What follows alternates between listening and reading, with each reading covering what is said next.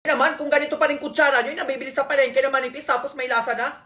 Ay, tayo magpalit ka na. Ito na sinasabi ko sa inyo. 200 plus lang yan. Makapal, maganda-ganda. May iba't ibang kulay, may silver, may gold. Tingnan mo naman yan, oh. Makapal. Ewan ko na lang talaga kung hindi ka pa bumili niyan. Oh, may kutsara tinidor, malamang. Oh, stainless na to, ha. Hindi nagkakalawang. Sinasabi ko sa inyo. Oh, kunwari kakain ka, maganda plating. Ay, parang sinasabi ng kutsara tinidor mo, lumayo-layo kayo, kakain ako. Oo kayo. Ayan siya, oh. Oh, pag ganyan-ganyan. Pag kumain ka, ay, mukhang sosyal. Bakit? Maganda ang kutsara tinidor mo. Oh, ang ganda na niyan, ha. Ewan ko na lang talaga kung hindi niya pabilin to.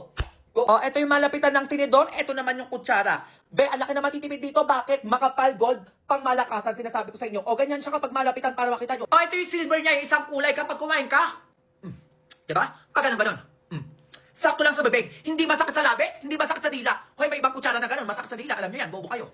Go. O, ganun lang, be. Ang dami na ito. Makakatipid na kayo dito, be. 12 pieces, napakarami na yan. Kumain kayo sa harapan ng kapitbahay nyo, yung chismosa, manggigigil sa inyo yung mga gagalaite. Bakit? Sasabihin yan, ay, bakit kita yung kutsara tinidor na ito? Parang kumakamanto sa buhay, ah.